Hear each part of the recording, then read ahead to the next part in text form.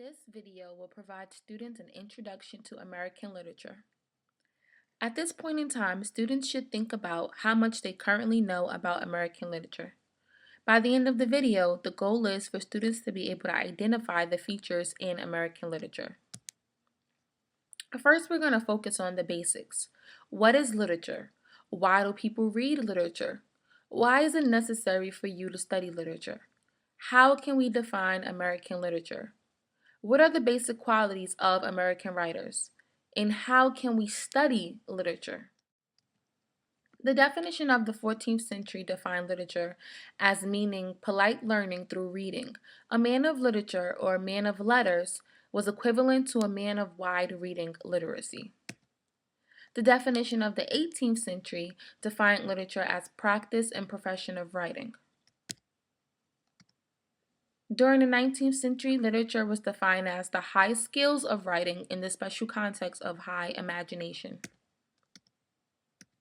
Robert Frost defined literature as performance in words. The modern definition of literature, and the definition that we will focus on, is defining literature as language artistically used to achieve identifiable literary qualities and to convey meaningful messages. Literature is characterized by beauty of expression and form and by universal intellectual and emotional appeal.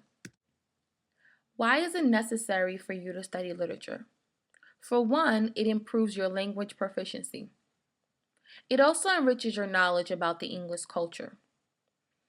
And reading literature or studying literature also helps you explore the nature of human beings by giving you spiritual and psychological relief.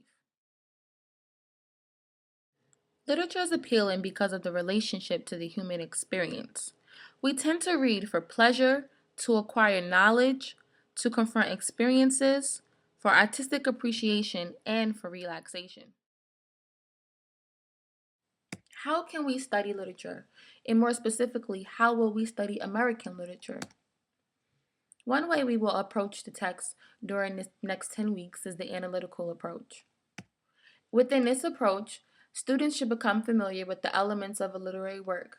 For example, focusing on the plot, the character, the setting, the point of view, and the goal should be able to answer some basic questions about the text itself. Another way we approach the text is a thematic approach, and within this approach, we will aim to identify the themes and motifs that reoccur within the text. Our goal is to answer the question, what is the story about? What is the poem, the play, or the essay about? Furthermore, we will also look at each text from a historical point of view. By doing this, our goal is to illustrate the historical development of literature. In addition, we will look at the historical events that occurred during the same time the text was produced, and also look at how these events influenced the writer's decision to discuss the ideas discussed within the text. Now the question then becomes, what is American literature? American literature is written or literary work produced in the area of the United States in colonial America. America was once a series of British colonies on the eastern coast of the present-day United States. This literary tradition began as a closely linked branch off of the broader British literary tradition. As time progressed, the literary tradition began to expand and take on characteristics which separated from the traditions of British literature. Some basic qualities of American writers are that the writing is very independent. The writing is also individualistic. The writing is critical and innovative. American literature has greatly influenced the world since the 20th century, influencing Chinese and Canadian writers and French poets, just to name a few. Here are some major periods of American literature. This course will cover Part 1 to Part 3, and the basics is the literature of colonial America up until the literature of Romanticism. It is generally held that Christopher Columbus discovered the American continent in 1492. The writings of Christopher Columbus were included within the colonial period, which began from approximately 1607 to 1765. The early writings of American literature has allowed us to gain a better understanding of history. These earliest forms of literature were pamphlets and writings. They were written to praise the benefits of the colonies. they were also written for European and colonist audiences. The first settling of English people happened in Jamestown, Virginia, 100 years after Columbus discovered America. Captain John Smith was the first one to establish the permanent English settlement, and he is also considered to be the first American author. It was not until 1760s, another 100 years later, that people began to call themselves Americans, distinguishing their identity from their European ancestors. Here's a brief historical introduction. At the beginning of the 17th century, the vast continental area that was to become the United States had been probed only slightly by English and European explorers. The English settlements in Virginia and Massachusetts began the mainstream for which we recognize as the American national history. Almost 100 years earlier, the Caribbean islands, Mexico, and other parts of Central and South America had been occupied by the Spanish. The earliest settlers included Dutch, Germans, French, Spaniards, Italians, and Portuguese. The United States of America grew out of religious controversy. Monarchs desired to expand their empire, and settlers yearned for land. All contributed to the forming of the American civilization, but the colonies that became the first United States were for the most part English, sustained by English traditions, ruled by English laws, supported by English commerce, and named after English monarchs and English lands. Compared with other Western literature, diversity became the outstanding feature of American literature. The growth of colonial America into the United States has been recorded through literature, which began as reports in an exploration of exploration and colonization. So the question is, the early settlers on the American continent later became the founding fathers of the American nation. So who were these people and why did they come? Most of the immigrants came because they were hungry and America offered them good and extensive land. They then described their good fortune in their letters home, attracting more people to come. Others came to escape religious persecution, while those who were considered undesirable or criminals were sent here by the English because they were not considered good citizens as far as England was concerned. Almost all literature come from humble origins: diaries, journals, letters, sermons, travel books, etc. So did American literature. As the previous slide informed us, the literature expanded because the settlers were describing their life in this new America. In the colonial period, personal literature occupied a major position in the literary scene. In content, they served either guide or the expansion, or both.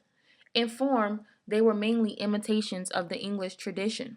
The first American literature was neither American nor really literature. It was not American because it was the work mainly of immigrants from England. It was not literature as we know it, in the form of poetry, an essay, or fiction, but rather an interesting mixture of travel accounts and religious writings. This quote is very important in understanding American literature. So ask yourself, what do you know about the Puritans?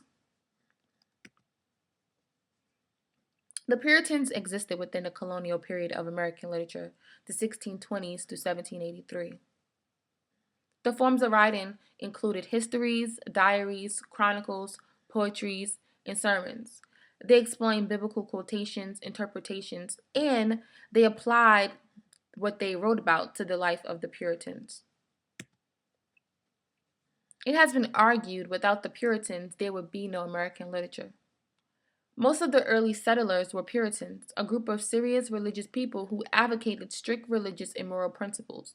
They wanted to purify the English church and to restore simplicity. They wanted to live a hard and disciplined life, opposed pleasure in art. They believed that the Bible was the revealed word of God, therefore people should guide their daily behavior with the Bible. The Puritans brought with them a philosophy of life which is popularly known as American Puritanism.